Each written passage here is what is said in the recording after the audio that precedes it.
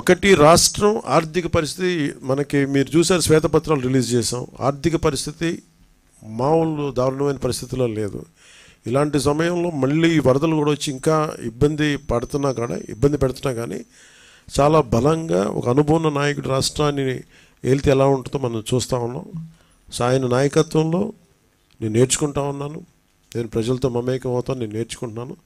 లాంటి వాళ్ళందరం కలిసి రాష్ట్ర అభివృద్ధికి తోడ్పడే దిశలో వెళ్తున్నప్పుడు పిఆర్ నుంచి పంచాయతీరాజ్ జాయింట్ యాక్షన్ కమిటీ 1,64,000 మంది వాళ్ళు ఈ రోజున మాకు కలవటం, అలాగే 2,200 పైచీలకున్న పంచాయతీరాజ్ ఇంజనీరింగ్ డిపార్ట్మెంట్ ఉద్యోగులు మాకు అండగా ఉండడం నిజంగా మనస్ఫూర్తిగా. ఆ డబ్బులు మీరు కూడా ఇస్తున్నా? ఎంత వస్తుంది? 10 lakhs. Thank you sir.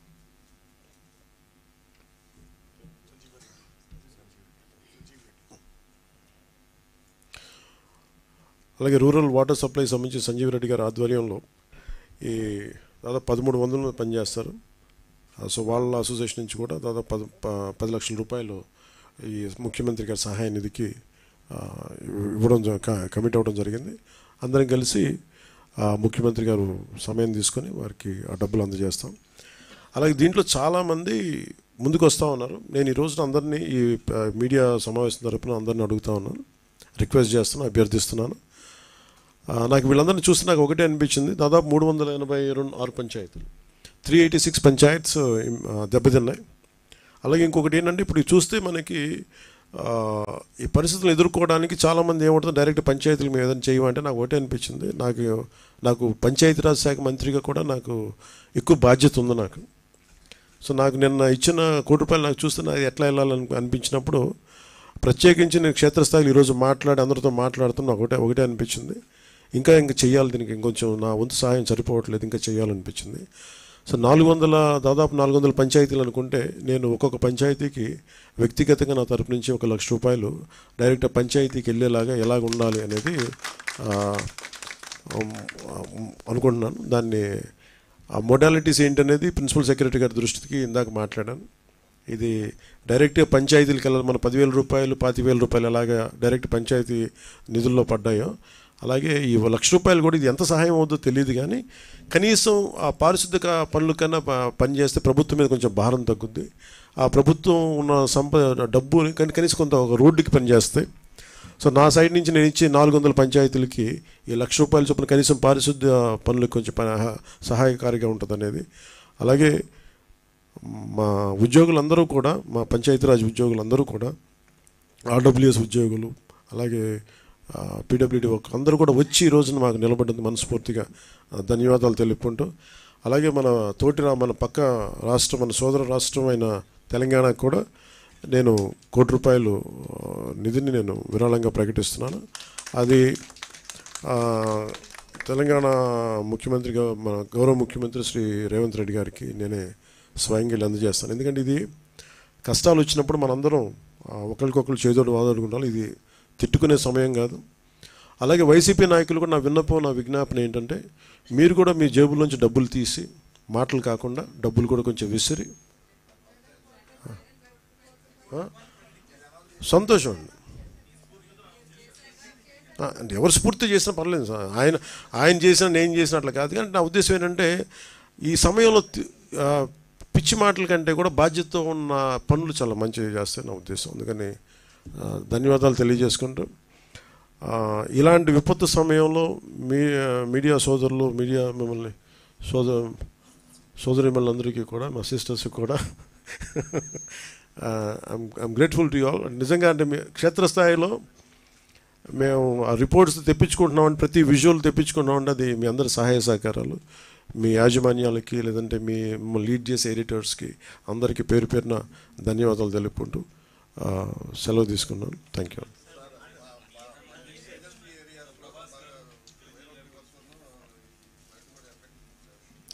అంటే ఇప్పుడు ఒక సమస్య ఉంది సార్. ఇప్పుడు ఏంటంటే, ఇప్పుడు మనకి కృష్ణాది అయిపోయింది. కృష్ణాది ఆల్మోస్ట్ నిన్న సిసోడే గారు చెప్పినట్టుగా, మన శశిభూషణ్ గారు చెప్పినట్టుగా అది 5 లక్షలు క్యూసెక్లకు వచ్చేస్తే కృష్ణానది అని చెప్పారు. ఇది 4 లక్షలు. ఇప్పుడు ఎందాక మనం మాట్లాడుకున్నప్పుడు 4,75,000, ఇప్పుడు 4,50,000కి 2 hours బ్యాక్ వచ్చింది. మీకు ఎంతండి? 3.5 వచ్చింది. అది మేము మీటింగ్లో ఉన్నాం తెలియదు. సో 3.5 కాదు. ఇప్పుడు ఏమైపోయింది, అటు మన గోదావరికి వస్తుంది. సో అది ఇప్పుడే నేను మన కాకినాడ జిల్లా కలెక్టర్ షణ్మోహన్ గారితో మాట్లాడాను. మెయిన్ ప్రాబ్లం అంటే ఎరకాలువ దగ్గర నుంచి, అలాగే సుద్దగడ్డ వాగు దగ్గర నుంచి, ఈ సుద్దగడ్డ వాగు నుంచి కొంచెం కొండల్లో పడేదంతానేమో సుద్దగడ్డ వాగుల ద్వారా అది వరద వచ్చేస్తుంది. వాటికంటే కూడా ఇప్పుడు ఎర్రకాలువలో ఈ నీళ్ళు మనం వదిలేస్తూ ఉన్నారు. ఇది ఆల్మోస్ట్ 20 lakhs క్యూసెక్స్కి వచ్చేసింది. అందుకని ఈరోజు 3 గంటలకి రిలీజ్ చేస్తా. లేదు 20,000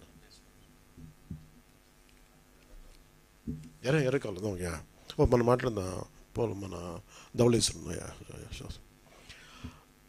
ఇప్పుడు మన 19,000 క్యూసెక్స్కి వస్తే అది రిలీజ్ చేస్తామని చెప్పేశారు. అది 20,000 రీచ్ అయిపోద్ది. అది వదిలేస్తాం, ఇప్పుడు 3 o'clockకి వదిలేస్తామని చెప్పారు.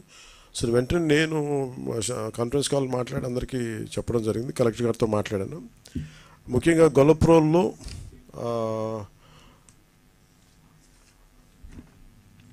రైల్వే రిజర్వాయర్ దాదాపు 20 TMCలో నీరు చేరుకుంది. క్రమంగా అది 19కి వస్తేనే అది వార్నింగ్ కింద తీసుకొని వదిలేయటం స్టార్ట్ చేస్తారు.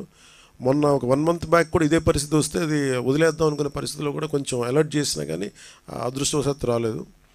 అలాగే సుద్దగడ్డను గోరికొండ కాలువలో కూడా మన వాగులు పొంగి ప్రవహిస్తున్నాయి. సో అవి కూడా ఈ నీళ్లు చేరుతా ఉన్నాయి దీంట్లో. అందుకని ముఖ్యంగా కలెక్టర్ గారితో మాట్లాడిందని పిఠాపురం నియోజకవర్గంలో ముఖ్యంగా ఈ గొల్లప్రోలు మున్సిపాలిటీకి సంబంధించిన ప్రజలని, రైతులు కొంచెం మీరు అలర్ట్ చేయండి అని చెప్పాం. వారితో కూడా మాట్లాడాం.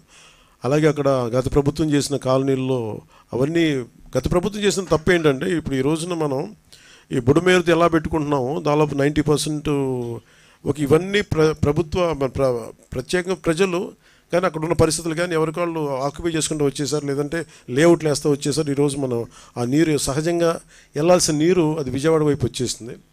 కానీ గత ప్రభుత్వం చేసిన బిగ్గెస్ట్ మిస్టేక్ ఏంటంటే, వాళ్ళు స్థలాలు ఇస్తున్నాం అని చెప్పేసి అన్నీ మునిగిపోయే చోట్ల ఇచ్చారు. రేపు పొద్దున వరదలు కానీ వర్షం వచ్చినా మళ్ళీ వరదలు మునిగిపోయి మళ్ళీ కూర్చున్నది. ఆ రోజున ప్రభుత్వాలు ఎవరున్నా మేమున్నా ఎవరున్నా కానీ ఇది గత ప్రభుత్వాలు గత దశాబ్దాలుగా జరుగుతున్న తప్పుల్ని వీళ్ళు ఇంటెన్షనల్గా ఇక్కడ లోతట్టు ప్రాంతాల్లో ఉన్నాయని చెప్పి కూడా వాళ్ళు స్థలాలు ఇచ్చేశారు. దానికి సంబంధించే ఇప్పుడు ఉదాహరణకి జగనన్న కాలనీ ఒకటి ఉంది, అది ముంపులో ఉన్న ప్రాంతాన్ని అక్కడ ఇచ్చేశారు. సో వాళ్ళకి ఇప్పుడు మేము ఇక్కడ నిత్యావసర వస్తువులు అందించాలని చెప్పాం. అలాగే ఈబీసీ కాలనీ కొన్ని ప్రత్యేకించి జియోగ్రఫికల్ కండిషన్స్, ఉదాహరణకి గొల్లపురంలో ఉండే ఈబీసీ కాలనీ, అది మొన్న కూడా నేను పర్యటించినప్పుడు కూడా వాళ్ళకి మాట ఇచ్చాం, మేము భవిష్యత్తులో దానికి కరెక్ట్ చేస్తామని చెప్పేసి. ఒకటి వాటర్ ఇది ఆ EBC colony, Surampeta railway station area, Sitanagaram, Lakshmanapuram, Mallavaram, Vizianagaram, AK Mallavaram గ్రామాలని ప్రజల్ని అప్రమత్తం చేయమని చెప్పి మన కలెక్టర్ గారు షణ్మోహన్ గారితో మాట్లాడాం. అలాగే ముంపు గ్రామాలు ఏదైనా ప్రజలకు అవసరమైన ఆహారం కానీ, డ్రింకింగ్ వాటర్ ఒకటి, మనకి మెడిసిన్ ఇవన్నీ కూడా అందుబాటులో ఉంచమని చెప్పాం. సో ఇవి కూడా అలాగే నేను ప్రత్యేకించి పార్టీ తరపు నుంచి నేను కూడా కాన్ఫరెన్స్ కాల్ మాట్లాడి మా నాయకుల్ని, మా కార్యకర్తలని, మా జన సైనికుల్ని, వీర మహిళల్ని కూడా ఈ చర్యల్లో సంసిద్ధంగా ఉండమని, అంటే ఏదైనా అవసరమైతే సంసిద్ధంగా ఉండమని తెలియజేసుకుంటున్నాం. అంటే ఇది మనకి హైడ్రా లాంటి వ్యవస్థ ఇప్పుడు ఒకటి prevention is better than cure కదండి. అని ప్రతిసారి ఏం చేస్తాం మనం, వైలేషన్స్ జరిగే వరకు మనందరం వెయిట్ చేసేది. మనందరికీ నేను మాట్లాడినప్పుడు కూడా బ్లైండ్గా వైసీపీ చేసేసిందో లేదా వీళ్ళు చేసి మేమే మాట్లాడలా. అట్లీస్ట్ మీరు వచ్చి కరెక్ట్ చేయాలి కదా. మేమనేది గత 20-30 సంవత్సరాలుగా మీరు చాలా సక్సెస్ఫుల్ ప్రభుత్వాలు. ఇప్పుడు నేను ఎవరో ఒక ఎక్స్ వచ్చి ఒక వైలేట్ చేస్తాడు, ఇంకొక వై వచ్చి ఇంకో వైలేట్ చేసుకుంటే, ఇట్లాగా ఒక 10,000 మంది వచ్చి ఒక వైలేషన్ జరిగితే బుడమేరు పరివాహక ప్రాంతం అంతా ఇల్లు కట్టేశారు. అది బేసిక్గా పంచాయతీలకు రెస్పాన్సిబిలిటీ ఉంది, మున్సిపాలిటీలకు రెస్పాన్సిబిలిటీ ఉంది, సంబంధిత అధికార యంత్రాంగానికి రెస్పాన్సిబిలిటీ ఉంది. ఈ రోజున మనకి ఈ హైడ్రా లాంటిది వచ్చి కొట్టేయచ్చని అసలు కొట్టకముందు నేను హైదరాబాద్లో చూసేవాడిని, అది హైదరాబాద్లో చూస్తున్నా నాకు అనిపించింది, నదీ మన పరివాహక ప్రాంతాలు కదా, చెరువు ప్రాంతాలు కదా, ఇల్లు కట్టేస్తున్నారు ఏంటి, ఇది ఇబ్బంది అవుదా అనుకున్నాను. మేము కట్టేసాం, ఇల్లు కట్టేసాం, బిల్డింగ్లు కట్టేశారు. అంటే మీరు డ్యామేజ్ జరుగుతున్నప్పుడు అందరూ కామ్గా, డ్యామేజ్ జరిగింది అన్ని కట్టేసిన తర్వాత నేను నిన్న మాట్లాడింది అందుకే it will become a social issue అని చెప్పాను. చాలామంది ఆర్థిక పరిస్థితులు చిన్న భిన్నం అయిపోతాయి. అలాంటి వాళ్ళకి ఏం చెప్పాలి, ముందే ఇది చాలా స్ట్రిక్ట్ గైడ్లైన్స్. అందుకని bureaucracy should be extremely alert and powerful. వాళ్ళ బాధ్యత వాళ్ళు నిర్వర్తించాలి. అందుకని ఇప్పుడు రేవంత్ రెడ్డి గారు ముఖ్యమంత్రి వచ్చి ఇప్పుడు ఏమంటారు, కొట్టేస్తూ ఉంటారు. ఆయన చేస్తున్న రైటే, మనం కూడా చెయ్యాలి. అంటే అది కూర్చోబెట్టి అది ఎలాంటి ఇష్యూస్ ఉంటాయో తెలియదు. So lot of social issues, lot of social tensions ఉంటాయి దీనికి. సో దీన్ని కొంత పెర్స్యూజివ్ మెథడ్స్లో చెప్పాల్సి వస్తే, కొన్నిసార్లు కొట్టాల్సి వస్తే, ఇట్ ఆల్ డిపెండ్స్. ఎందుకంటే ఒక హైబ్రిడ్ మెథడాలజీ ఆలోచించాలి, కానీ దీన్ని ఎలా హ్యాండిల్ చేయాలి అనేది కొంచెం చూడాలి. ఇది క్వైట్ డిఫికల్ట్. కాకపోతే అది అట్లీస్ట్ నేను ఏమంటానంటే, జరిగింది కట్టేసి ఒక పద్ధతి, జరగకుండా చూడటానికి భవిష్యత్తులో ఇప్పుడు మనం అన్ప్రెసిడెంటెడ్ ఫ్లడ్ ఎఫర్ట్ చూసాం. మనం అన్ప్రెసిడెంటెడ్ లాస్ట్ 50 yearsలో మనం చూడాలి. ఇంకొన్ని డేటా ప్రకారం 200 yearsలో కూడా కొన్ని ఈ ఏరియాలో చూడలేదని రికార్డ్స్లో ఉన్నాయి, ఇందాక పొద్దున్న చూస్తూ ఉంటాయి. So for example will let us take 50 years record. ఈ 50 సంవత్సరాలు ఇంత అబ్నార్మల్ మనకి ఇలాంటి ఫ్లడ్ సిచ్యువేషన్ రాలా. ప్రతి 10 సంవత్సరాలకి ఈ నివాసాలు పెరిగిపోవటం, సహజంగా నది వాగులు వంకలు పొంగితే వచ్చి సహజంగా అది రీచ్ అయ్యి సముద్రానికి వెళ్ళాల్సే ఈ పరివాహక ప్రాంతాలన్నీ ఇళ్లతో నిండిపోవడం, ఆటోమేటిక్గా అటు తన్ని అవి వెళ్ళాల్సిన చోటకు కాకుండా లోపల నగరానికి వచ్చేసినాయి. సో దీనికి ఒక్క మెథడ్ ఏంటంటే, నేను మాట్లాడుతున్నప్పుడు కూడా ఈరోజు మనం ఒక వరద వచ్చింది మాట్లాడుతున్న ప్రిన్సిపల్ సెక్రటరీ గారితో కూడా అదే, మన శశిభూషణ్ గారితో అదే ప్రత్యేకంగా చెప్పడం జరిగింది. ఈరోజు మన వరదలు వచ్చినాయి, ఓకే మనం కరెక్ట్ చేస్తాం, ముందుకెళ్తాం. కానీ preventive methods it should be like environment and forest and environment government of India ఎలా పనిచేస్తాం అలా పనిచేస్తే ప్రతిదీ everything should be on record. ఉదాహరణకి మీ శాటిలైట్ ఇమేజరీ ద్వారా ఇప్పుడు బుడమేరు ఇలా వస్తుంది అంటే ఈ చుట్టుపక్కల మొత్తం అట్లీస్ట్ ఇప్పుడు ఎంత ఆక్యుపేషన్ గురైంది, లేదంటే ఇది సహజ స్థితి ఒక రెడ్ మార్కర్ పెట్టి దానికి కలర్ కోడ్ పెట్టి ఇది ఇక్కడ దాకా రావాలి, ఇక్కడ దాకా దీని స్టార్టింగ్ పాయింట్ ఇది, దీని పాయింట్ ఆఫ్ ఇన్సెప్షన్, దీని అన్ని రీచింగ్ పాయింట్ ఇది. ఈ మధ్యలో ఎన్ని గ్రామాలు ఉన్నాయి, ఎన్ని పంచాయతీలు ఉన్నాయి, ఎన్ని మున్సిపాలిటీలు ఉన్నాయి, ఎంత వైలేషన్ జరిగింది, ఇవి ఫోటోగ్రాఫ్ తీసి ఒకటి హైబ్రిడ్ అంటే ఒక పెర్స్యూజివ్ మెథడ్స్ అవ్వచ్చు, కొన్నిసార్లు కంపెన్సేషన్ పే చేసి వాళ్ళకి ఆల్టర్నేటివ్ చూపించి చేయొచ్చు. ఏదో ఒక 2-3 అంటే మన హైడ్రా లాగా ఒక్కటే మనకి నాకు తెలుసు పనిచేస్తున్నాయి అనుకోవట్లేదు, ఎందుకు కోర్ట్స్కి వెళ్ళినప్పుడు ఎన్ని ఉంటాయి.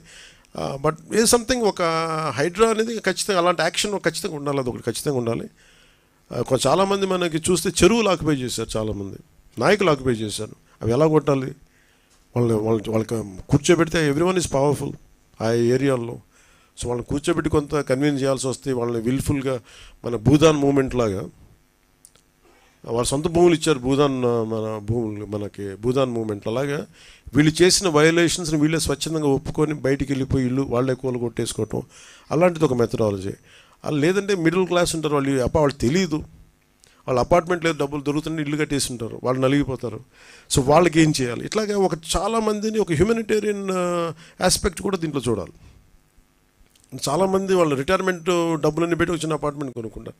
సో అట్లాగా ఈ నదీ పరివాహక ప్రాంతాల నుంచి మొన్న నేను ఉదాహరణకి ఒక చిన్న వైలేషన్ జరిగింది. ఫారెస్ట్ డిపార్ట్మెంటు అటవీ శాఖ పరిధిలో ఉండే అడవిలో ఒక చిన్నపాటి వైలేషన్ జరిగితే ఎంత క్లియర్ కట్గా ఉంది అంటే, నెల రోజుల ముందు లేని కట్టడం ఇప్పుడు వచ్చేసింది అనేది చాలా క్లియర్ కట్గా శాటిలైట్ ఇమేజరీ తోటి చాలా చూపించారు.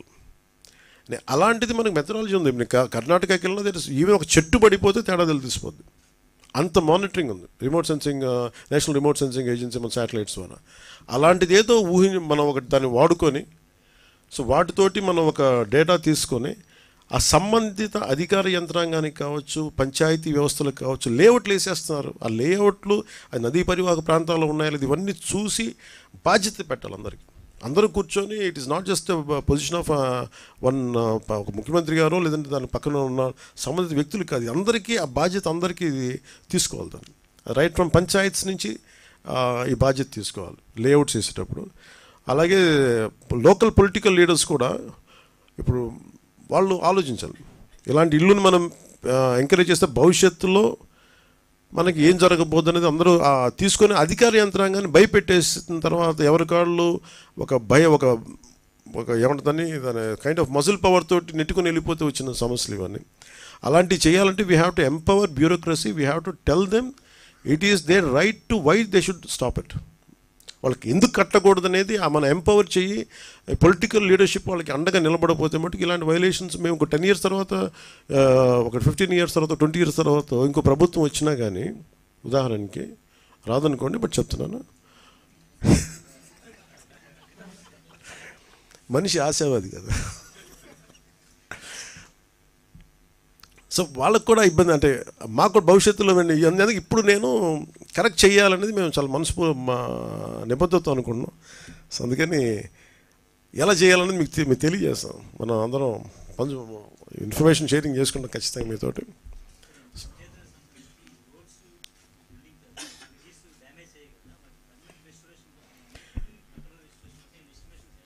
అంటే మనం 92 crores చేసాం సార్. 94 + 96 అంటే ముందు ఇమీడియట్ చర్యలకేమో 2.5 కోట్లు పంచాయతీల వరకు. ఇది నేను పంచాయతీ వరకు బడ్జెట్ చెప్తున్నాను.